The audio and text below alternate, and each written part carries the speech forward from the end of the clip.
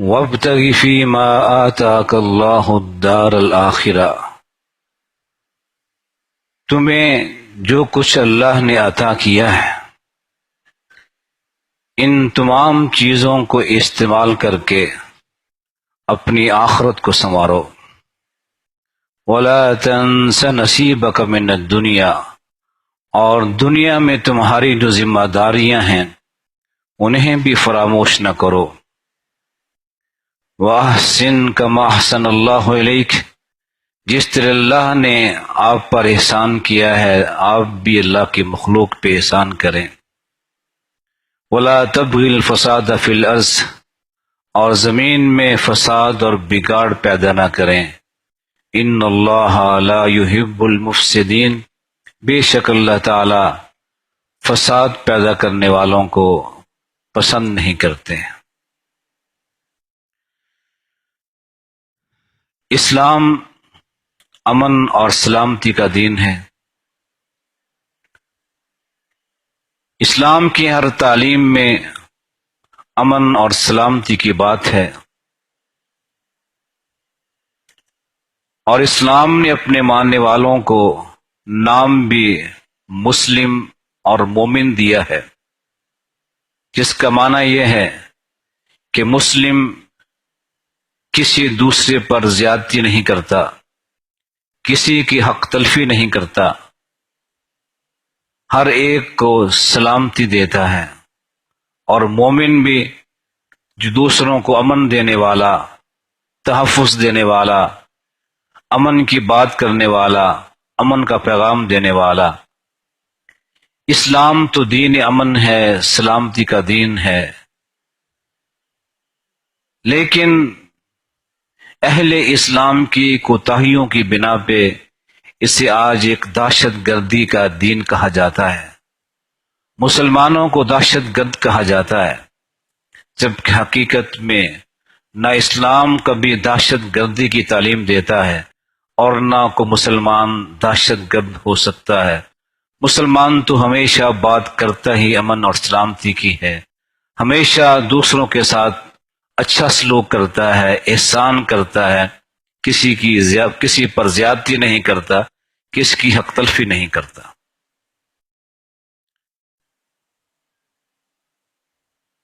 اسلام نے تو یہاں تک ہمیں تعلیم دی ہے کہ وہ لوگ جو دنیا سے جا چکے ہیں، دنیا میں نہیں ہیں، زندہ نہیں ہیں، انہیں بھی کچھ نہ کہو۔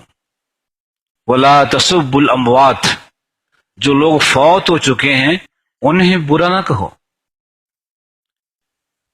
جو انہوں نے کیا تھا، جیسے بھی ان کے اعمال تھے، وہ اللہ کے پاس جا چکے ہیں، اللہ ان کے ساتھ ان کے اعمال کے لحاظ سے معاملہ کرے گا۔ تم کسی بھی دنیا سے جانے والے انسان کو برا نہ کہو۔ فَتُؤْذُوا الْأَحْيَاءَ، اس کا نقصان یہ ہوگا کہ کسی تم مرنے والے کی برائی بیان کرو گے تو اس کے جو زندہ رشتہ دار ہیں، تعلق دار ہیں، ان کو بھی اذیت ہوگی۔ یہ بھی ایک حکمت ہے، لا تسبوا الاموات فتؤذوا الاحیاء، جو مر چکی ہیں ان کے عیب نہ بیان کرو، اس وجہ سے جو زندہ لوگ ہیں ان کو تکلیف ہوگی، انہیں اذیت ہوگی۔ اسلام تو یہ تعلیم دیتا ہے۔ اور جو لوگ زندہ ہیں ان کے ساتھ کیا سلوک کرنا ہے، یہاں بھی اسلام نے تعلیم دی، لا تؤذوا المسلمین، مسلمانوں کو اذیت نہ دو، کوئی دکھ کوئی تکلیف کو اذیت نہ دو۔ ولا تعیروہم، اور نہ ان کا کوئی عیب بیان کر کے انہیں کہیں شرمندہ کرو، کسی کو کوئی خامی ہے، کوئی عیب ہے، اس کا تذکرہ کر کے لوگوں کے سامنے اس کو شرمندہ کرو، یہ بھی نہ کیا کرو۔ ولا تتبعوا عوراتہم، اور نہ ہی دوسروں کے عیب تلاش کیا کرو، ان کی باتوں کو، ان کی چیزوں کو جاننے کے لیے کانا پھوسی کرنا، ان کے گھروں میں جھانکنا، ایسی باتیں بھی ان کے عیبوں کو تلاش نہ کیا کرو۔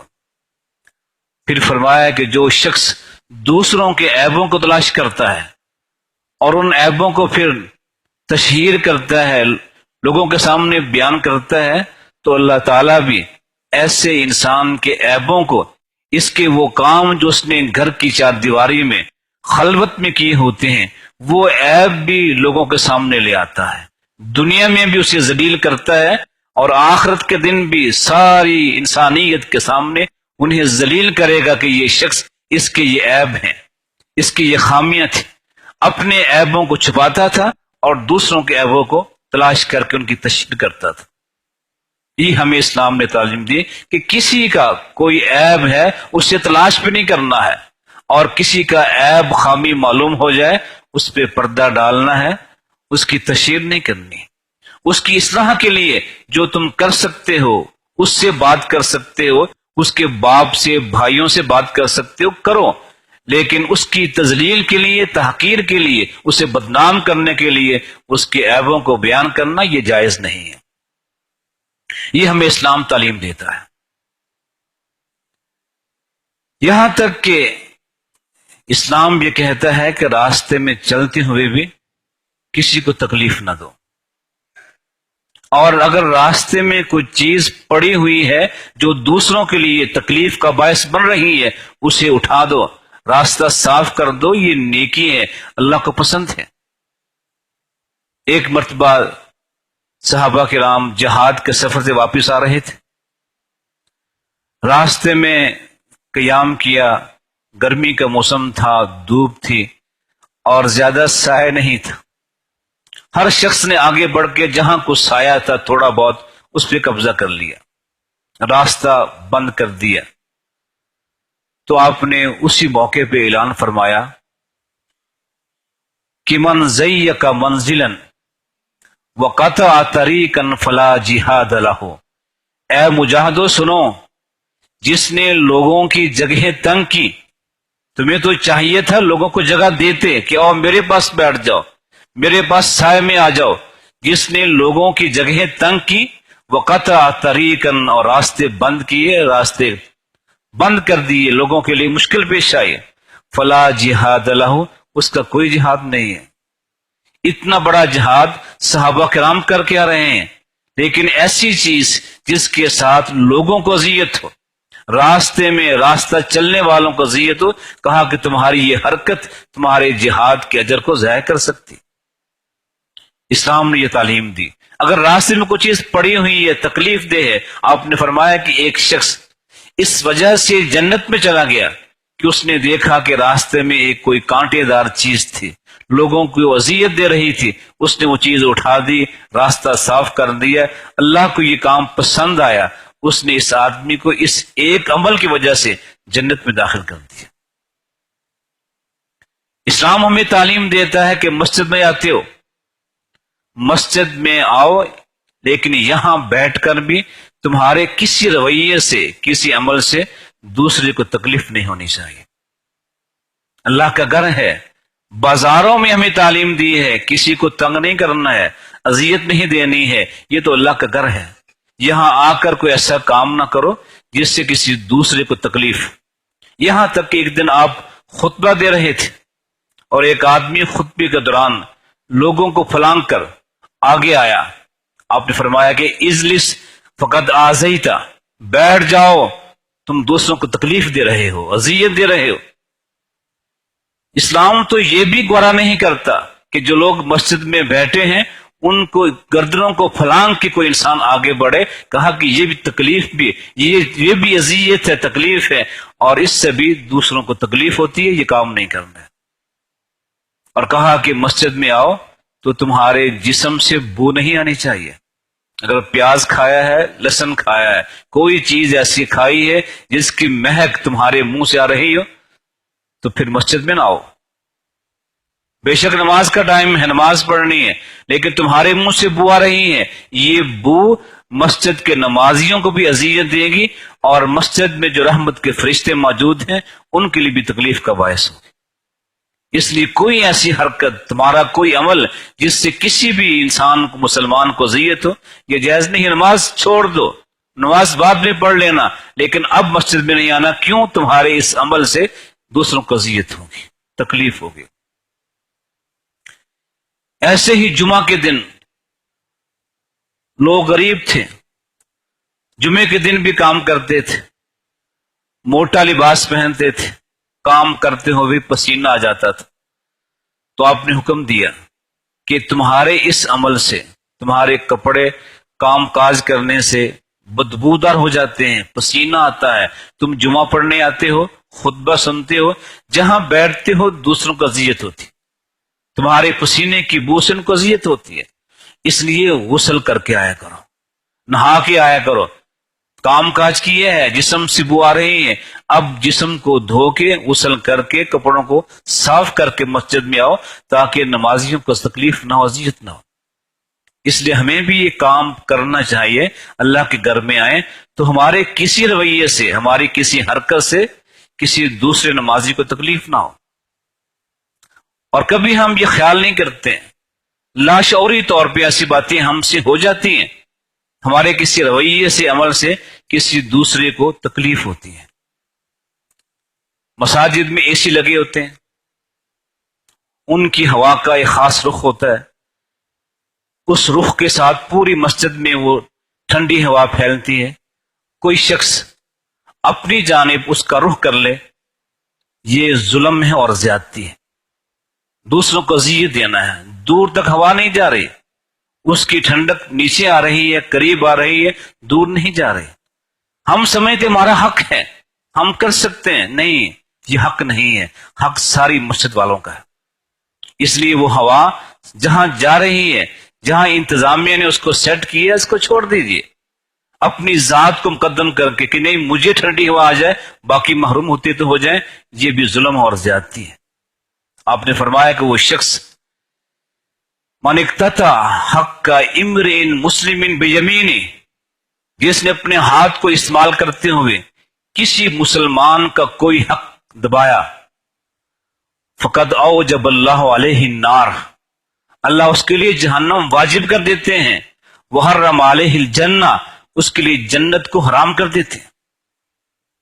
صحابی پوچھتے ہیں اللہ کے نبی، وَإِن كَانَ يَسِيرًا، بے شک وہ چھوٹی سی بات تب بھی، کہا کہ ہاں چھوٹی ہو بڑی ہو، یہ عمل، یہ انداز، یہ رویہ غلط ہے۔ اگر پلو کی مسواک بھی ہو، کسی کی مسواک ہے، چھوٹی سی مسواک ہے، وہ بھی کوئی انسان اس پہ قبضہ کر لے، اٹھا لے، تو اس عمل کی وجہ سے بھی اللہ اس پہ جہنم کو واجب کر دیتے ہیں اور جنت کو حرام کر دیتے ہیں۔ یہ کسی مسلمان کا حق دبانا، چھوٹا سا حق دبائیں گے، آج چھوٹی سی چیز ہے دبا لیں گے، کل بڑی چیزیں دبائیں گے، جرت پیدا ہو جاتی ہے۔ اس لیے چھوٹی چیز ہو بڑی چیز ہو، کسی کا حق ہے اس پر قبضہ نہ کیجیے، اسے اپنے لیے خاص نہ کیجیے، سب کا حق ہے سب کو دیجیے۔ یہ اسلام نے ہمیں تعلیم دی ہے کہ تمہارے کسی رویے سے کسی دوسرے کو تکلیف نہ ہو، یہاں تک کہ تمہارے کسی اچھے کام کے ساتھ بھی کسی دوسرے کی عزت نفس مجروح ہو، یہ بھی نہیں کرنا ہے۔ تم نیکی کر رہے ہو، صدقہ کر رہے ہو، کھانا کھلا رہے ہو، کسی بھی احسان کر رہے ہو، لیکن دوسرے کی عزت نفس مجروح ہو تو یہ بھی جائز نہیں ہے۔ جس طرح انسان کی اپنی عزت ہے، انسان چاہتا ہے کہ کہیں بھی میری عزت مجروح نہ ہو، میری توہین نہ ہو، ایسے ہی دوسروں کی بھی عزت ہے، ان کا بھی خیال کیجیے۔ آپ کی کسی بات سے، کسی رویے سے کسی دوسرے کو اذیت پہنچتی ہے، اس کی عزت نفس مجروح ہوتی ہے، یہ بھی گناہ ہے۔ ہمیشہ نیکی کیجیے، اچھے انداز سے کسی کی عزت مجروح نہ ہو، ہمیشہ ایسی بات کریں جس سے کسی کی عزت بڑھے، عزت مجروح نہ ہو۔ حضرت جابر بن عبداللہ، ان کے والد گرامی غزوہ احد میں شہید ہو جاتے ہیں۔ ان کی والدہ پہلے فوت ہو چکی تھی، ان کی 9 بہنیں تھیں، اکیلا بھائی تھا، باپ بھی شہید ہو جاتے ہیں اور مقروض بھی تھے، ان کے ذمہ کافی قرضہ تھا، بہنوں کا بوجھ تھا۔ نبی کریم ان کی امداد کرنا چاہتے تھے، لیکن اب کسی بھی عزت دار نفس کو ہم کہیں کہ یہ تم غریب آدمی ہو، یہ پیسے لے لو، تو اس کی عزت نفس مجروح ہوتی ہے۔ آپ اس کے ساتھ تعاون کرنا چاہتے تھے، لیکن اس انداز سے کہ اس کی عزت نفس مجروح نہ ہو۔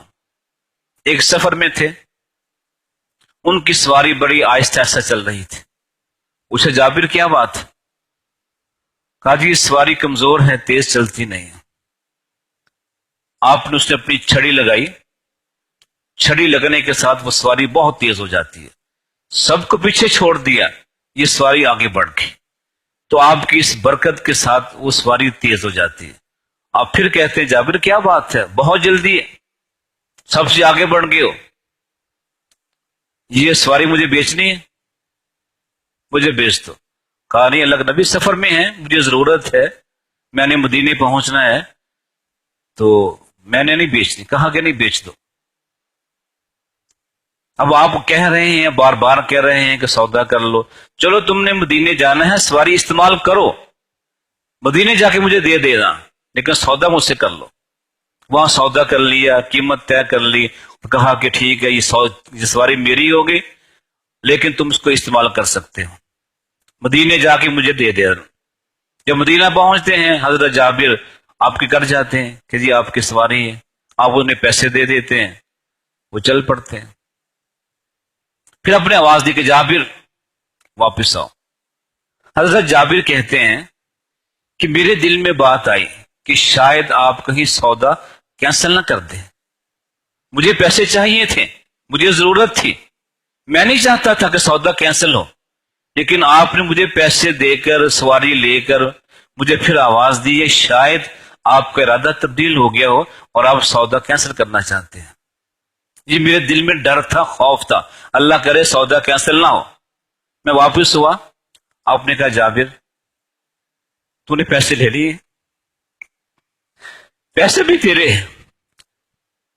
یہ سواری بھی تیری ہے، اسے بھی لے جاؤ، سواری بھی دے دی، پیسے بھی دے دیے۔ عزت نفس کا خیال کیا، اس کی عزت مجروح نہ ہو، سودا کیا، سودے کے ساتھ پیسے دے دیے، سواری سے لے لیے، اب کہا کہ سواری بھی تم لے جاؤ، تمہارے کام آئے گی۔ اس طرح انسان دوسرے کے ساتھ حسن سلوک کرے کہ اس کی عزت نفس مجروح نہ ہو، یہ اسلام کی تعلیم ہے۔ کسی کو تکلیف نہ دو، کسی کو اذیت نہ دو، کسی کو دکھ نہ دو، یہ مسلمان کی تعریف ہے۔ کسی بھی رویے کے ساتھ، کسی بات کے ساتھ، کسی عمل کے ساتھ کسی کو دکھ نہ پہنچے۔ آپ نے کہا کہ ہر مسلمان پہ صدقہ واجب ہے، صدقہ کیا کرو۔ صحابہ کہتے ہیں اللہ کے نبی کوئی نہ کر سکے، پیسے نہیں ہیں، کہا وہ مزدوری کر لے، کام کرے، جو پیسے ملیں گے کچھ خود کھا لے، صدقہ کر دے۔ کہا کوئی یہ نہیں کر سکتا تو پھر کیا کرے؟ کہا یہ نہیں کر سکتا جو کوئی آدمی جو ضرورت مند ہے، محتاج ہے، اس کے کام میں اس کا تعاون کر دے، جو وہ کام کر رہا ہے اس کے کام میں اس کا ہاتھ بٹا دے، یہ بھی صدقہ ہے۔ کہا جی کوئی یہ بھی نہیں کر سکتا، کہا اسے کو اچھی بات بتا دو، نیکی کی بات بتا دو، یہ بھی صدقہ ہے، یہ بھی نہیں کر سکتا۔ کسی بری بات سے روک دو، گناہ سے روک دو، یہ بھی صدقہ ہے، یہ بھی نہیں کر سکتا۔ نہ کما سکتا ہے، نہ کسی کا ساتھ ہاتھ بٹا سکتا ہے، نہ کوئی اچھی بات بتا سکتا ہے، نہ بری بات سے روک سکتا ہے، اب کیا کرے؟ کہا یہ کچھ نہیں کر سکتا ہے تو اب ایسا کرے کسی کو دکھ نہ دے۔ اگر کسی کو فائدہ نہیں پہنچا سکتا ہے تو کسی کو دکھ بھی نہ دے، کسی کو تکلیف نہ دے، یہ تو کر سکتا ہے نا، اپنے ہاتھوں کو روک لے، اپنی زبان کو روک لے، کسی کو فائدہ نہ دے تو اسے تکلیف بھی نہ دے، اسے اذیت بھی نہ دے، تو یہ ہمیں اختیار کرنا چاہیے۔ کسی کو ہم فائدہ نہیں دے سکتے ہیں نہ دیں، لیکن کسی کو اذیت اور تکلیف بھی نہ دیں، یہ بھی گناہ ہوگا۔ اللہ ہمیں توفیق عطا فرمائے، ہم ایک اچھے مسلمان بن جائیں، دوسروں کو ہمیشہ فائدہ پہنچائیں، کسی کو نقصان نہ پہنچائیں، کسی کو دکھ نہ دیں، کسی کو اذیت نہ دیں، نہ مسجد میں، نہ بازار میں، نہ مارکیٹ میں، نہ دکانوں میں، ہر ایک کے خیر خواہ بن جائیے، ہر ایک کو فائدہ پہنچائیے، اللہ تعالی ہمیں بھی فائدہ پہنچائے گا۔ والبلا